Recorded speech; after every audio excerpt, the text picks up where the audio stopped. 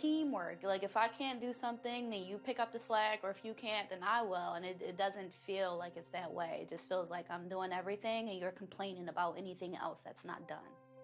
I'm definitely not cooking 3 meals a day. I'm not a housewife. You know what I mean? This isn't the 50s, you know? I see that.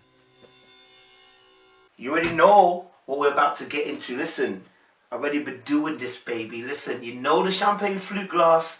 But today we got the exclusive Supermalt sponsor. Thank you, Supermalt, for sponsoring me. Okay, not yet, but they're going to. It's tough because I feel like, you know, Queen is compromised in the sense that she's willing to clean more if you'll cook more. You know, and it's like she's having to climb down again to accommodate him. It's not a problem. I'm just saying, you know what, he's not, for her, I know he's not doing much. And this is only a temporary compromise, meaning that she will want something else in future again. Because if he doesn't fix up on one of the areas, like cooking or cleaning or the money or the baby situation, then she's not going to feel comfortable. She's always going to have a problem with him. It will be another problem later on. Right now, she's preoccupied with the situation with his father. But once the father situation passes, after that little pink rose time passes, she's going to be back onto, hold on a minute, are you doing enough?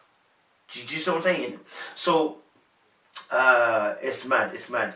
You know, when she mentioned about the 1950s housewife thing. Meals a day. I'm not a housewife. You know what I mean? This isn't the 50s, you know? I see that. You know what it was? Like I said, it's a build-up of so many different things. And I think it's a build-up in the case of being a strong black woman and having to obviously as well, you know, you've earned your bread, you've gone to work, you know, and she said herself, she's looking for a partnership. I love that.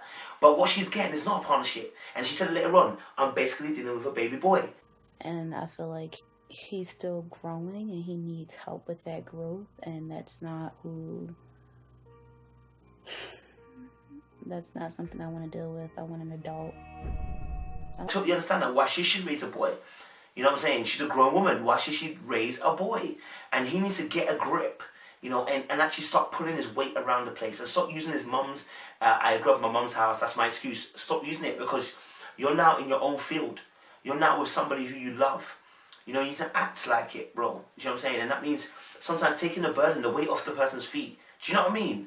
Like, just little things, man. Like, we're so selfish as human beings. This is the problem. Like, for instance, you may have, let's say you get into a relationship, you have a kid.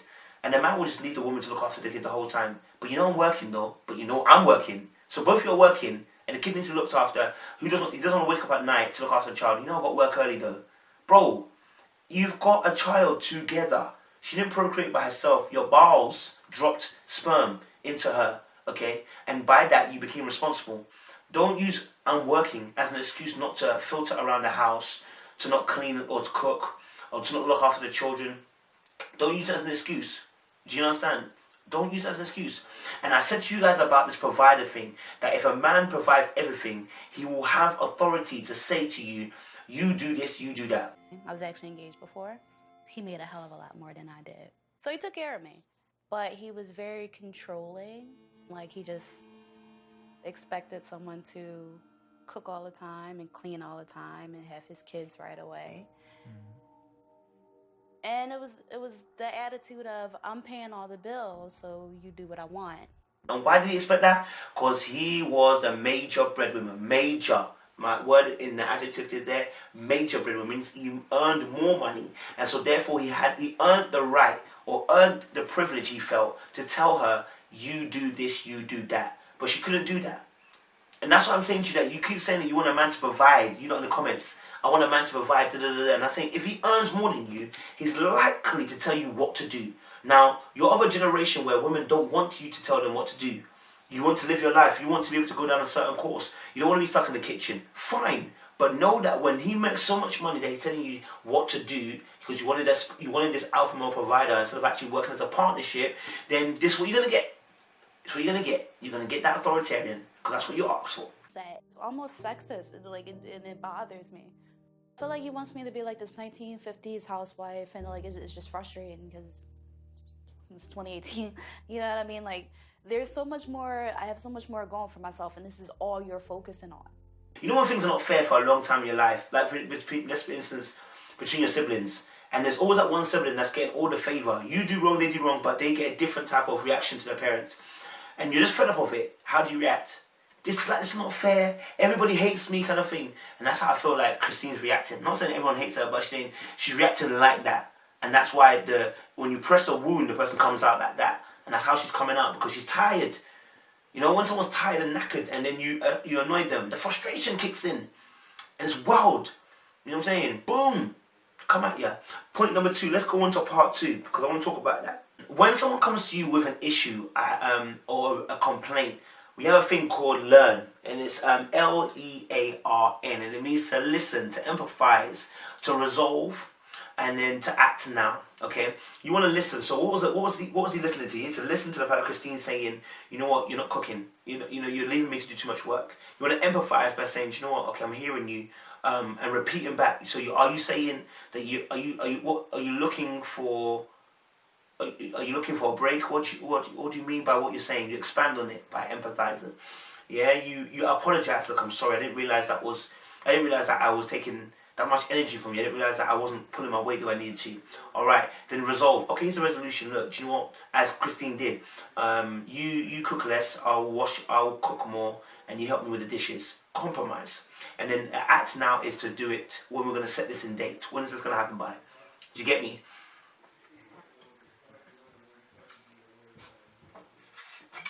Oh, buff. Anyway, sorry. So yeah, learn, and that will enable you lot to deal with a lot of relationship issues. So listen, empathize, apologize, resolution, act now. Okay, let's move on to the next point. I don't know if you remember. So when they went into talking to the specialist, there was a lot of, normally when they're sitting together, there's a lot of hand touching. Remember the last time when they were having their talk with the sex therapist, whatever woman. A lot of hand touching, a lot of stroking from Christine. This time they come and sat down. Had to grow up too fast in what we'd call a piranha child. And what that means is you are put in the role of a caregiver.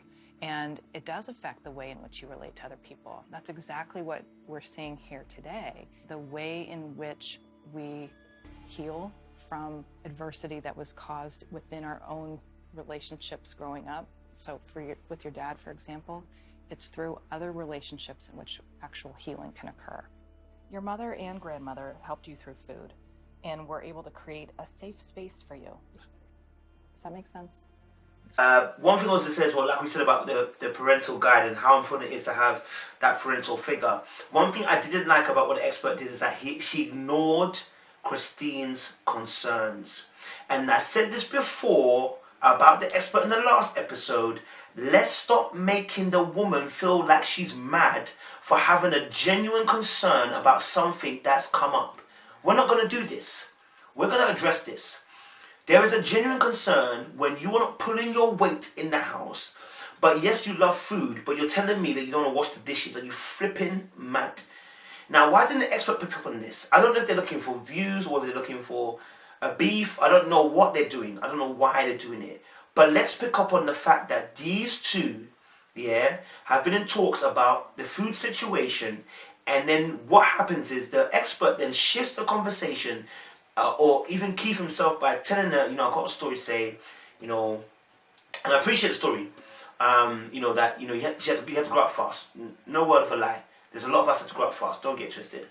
But that does not negate what Christine's genuine concerns are. Why were they not addressed? Consistent, reliable, predictable relationship in marriage can actually help to promote healing from what you've gone through before with your dad.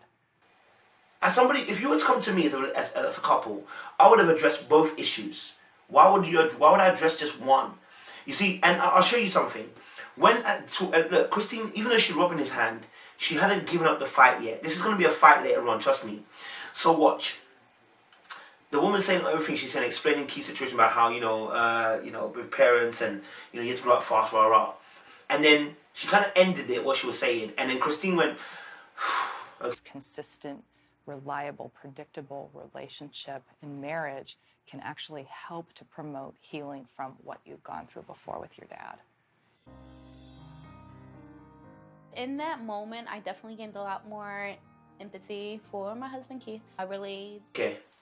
And then that inhale was like, okay, so everyone's just going to ignore my point. Okay, so you're basically telling me that I've got to deal with this situation.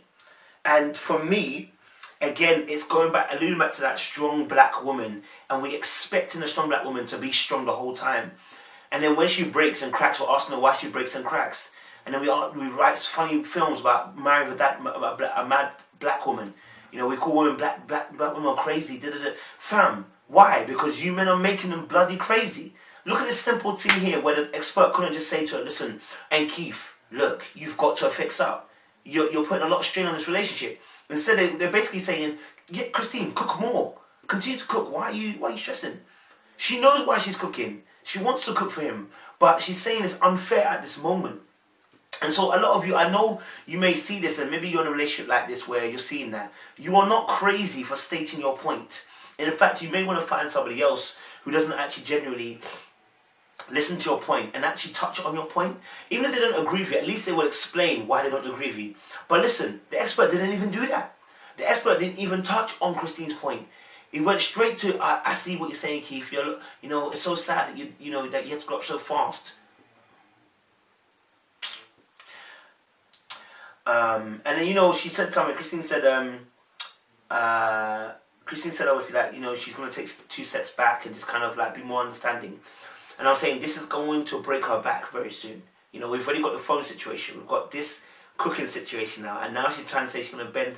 She's going to be trying to be more understanding. No, don't get twisted. Relationships should be more understanding. We should understand people. Don't get it twisted. But you have to deep it the fact that this can't carry on. It's going to cause a problem long run. In the longevity wise, it's going to cause a problem because she's bending over backwards. Yeah, it's going to be a problem. So many feelings for him now, and I don't want to see him hurt. Hey, what's up, Mama? All right. Did you talk to my dad? Is he over there? No, I haven't talked to your dad today at all. Oh. Do you know if he came in or not? I don't have the slightest idea. Wow. I had not spoken with him. Sorry. Nah, it's okay. They just never showed up last night? I don't know. Wow. His father told him he was coming for him, and it was really just a big letdown. But it definitely gives me a lot more insight into Keith and how he grew up. So I'm gonna help him get through this the best way I know how, and that's really just being by his side. Sorry for Keith in this situation, man. I mean, to have your dad who's just unapologetic about the way that he cares about you and the way he shows up for you is painful, man. And I think Christine saw that in the restaurant and she really felt her heart went towards him, you know what I'm saying? And Keith didn't cry, but I know that inside of him he was tearing up, man. You know, and sometimes we're such men, we're such strong men. We want to be such strong men, but really we're not strong, we're weak. You know, crying doesn't make you weak. It makes you strong. I'll be honest with you, when you start crying and release the calmness that you feel, the release of tension that you feel, it's crazy. So it was so painful to see that, you know, his dad would not show up. And I know Christine is a strong black woman, and she said, you know, she wants to help him through it, and I appreciate that. And I love that. And I think again that encapsulates a strong black woman that we talk about. That the black woman is so consistent in the fact that she wants to support, she wants to back you, she wants to hold you down, she wants to make sure that you're good. And I want to see that same energy replied back to our black women. You know, I want to appreciate them. And this is not me trying to say like, oh, I want more black people to join my YouTube. No, I'm genuinely being serious. I come from a black home and I appreciate my parents, both mum and dad. But I truly appreciate that I came out of a womb for 9 months, and the fact that black women go through so much, and us black men put them through it. I've been one of those guys, so I know. So yeah, I mean, that situation was very peak. But I want to end on the fact is, listen guys, if you're in a relationship, listen, there should be partnership. And the partnership, when it starts being unfair in the sense of a large amount, you've got 70-30 in terms of energy being input into relationship areas, people are going to start feeling away. You understand? We're trying to get as close as possible to 50-50. I know some of you don't think that. But listen, in terms of the areas of the relationship that are important, you want to try and get 50-50. So that someone doesn't feel like they're carrying the whole payload. You know what I'm saying? Yeah, because eventually they'll be dragged down. So, guys, listen. Little black book, you really know what time it is. Are you mad? Are you mad? Are you lean? Listen, Wakanda.